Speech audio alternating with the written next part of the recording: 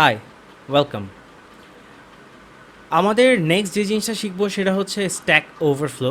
আমাদের এই কনসেপ্টগুলা last 2-3টা tutorial থেকে শুরু করে কল স্ট্যাক, মেমোরি হিপ এবং ওদের মধ্যে relation and then stack overflow এবং ফিউচারে যেই টিউটোরিয়ালগুলো থাকবে, যেই টপিকগুলো নিয়ে আমরা কথা বলবো, সবগুলোই মোটামুটি খুব ইম্পর্ট্যান্ট ইন্টারভিউর জন্য, প্লাস জাভাস্ক্রিপ্ট খুব ভালোভাবে বোঝার জন্য।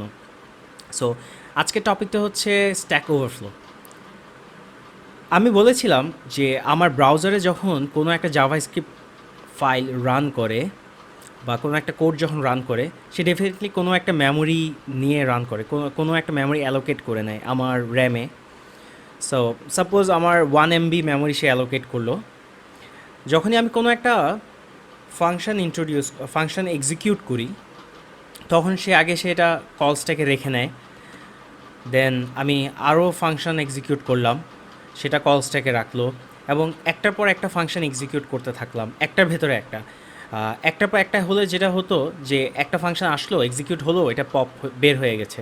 বাট অ্যাকচুয়ালি একটা ফাংশনের ভেতরে একটা ফাংশন আমি এক্সিকিউট করলাম, তাই নিচের ফাংশনটা এখনও রয়ে গেছে, ওর কাজ শেষ হয়নি। এরপরে এই ফাংশনটার ভেতরে আবার এই ফাংশনটা কল দিলাম, সে স্ট্যাকে আসলো। এই ফাংশনটার ভেতরে এই ফাংশনটা কল দিলাম, সেও স্ট্যাকে আসলো। সেমভাবে আরও একটা কল দিলাম, সেও স্ট্যাকে আসলো। একটা সময় এসে এই ফাংশনগুলো যেহেতু সবগুলোই আমার মেমোরিতে এবং এগুলো সবগুলো এক্সিকিউট হওয়ার জন্য বসে আছে, কোনো কারণে মনে করেন যে এই ফাংশনটা আরও একটা ফাংশনকে কল দিল, কিন্তু আমার মেমোরিতে কিন্তু অতটুকু আর জায়গা নেই আরেকটা ফাংশন ধরার মতো। তখনই অ্যাকচুয়ালি স্ট্যাক ওভারফ্লো হয়। এই নামটা হয়তো যারা প্রোগ্রামার তারা অনেক শুনেছেন। স্ট্যাক ওভারফ্লো একটা খুব পপুলার ওয়েবসাইট যেখানে হচ্ছে আমাদের অনেক প্রোগ্রামারের হচ্ছে জীবন বাঁচিয়ে দেয়।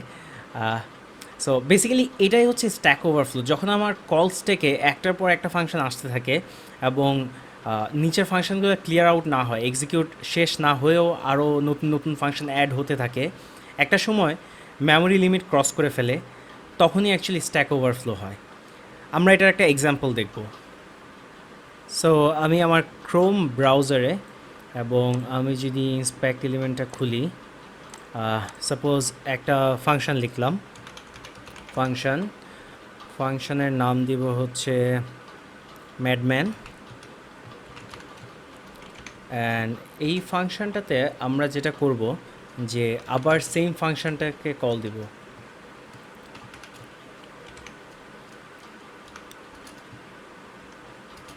সো এই জিনিসটাকে বলা হয় রিকারশন। রিকারশন হচ্ছে বেসিক্যালি একটা ফাংশন থেকে একটা ফাংশনে কল দেয়া। সো আমি যখন ম্যাডম্যান ফাংশনটাকে কল দিব, সে ভেতরে আবার সেম আর একটা ফাংশনকে কল দিবে। সবগুলো ফাংশনে কিন্তু ইনস্ট্যান্স ডিফারেন্ট। সো কলসটাকে ফার্স্টে এটা ঢুকবে, সে ঢোকার পরে দেখবে যে ভেতরে আরেকটা ফাংশনকে কল দেওয়া হয়েছে।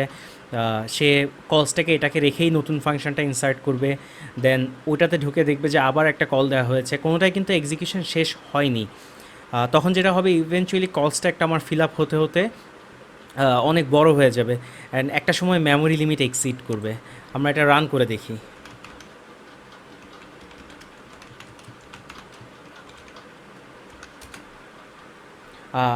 এখানে দেখতে পাচ্ছেন maximum call stack size exceeded.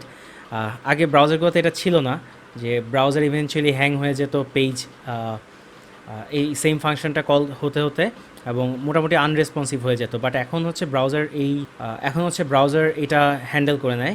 যখনই হচ্ছে আমার কল স্ট্যাকের সাইজ এক্সিড হয়ে যায়, সে নিজেই হচ্ছে প্রসেসটা কিল করে দেয়। বাট অ্যাকচুয়ালি এভাবে হচ্ছে আমরা রিকারশন দিয়ে বা আরও অনেকগুলো প্রসেস হইতেই পারে, একটার ভেতরে একটা ফাংশন ইভেনচুয়ালি অনেক লম্বা একটা চেইন ক্রিয়েট হয়ে যাওয়া, এভাবে অ্যাকচুয়ালি স্ট্যাক ওভারফ্লো করতে পারি। তো আজ এই পর্যন্তই স্ট্যাক ওভারফ্লো নিয়ে। নেক্সট টিউটোরিয়াল আবার দেখা হবে। Thank you.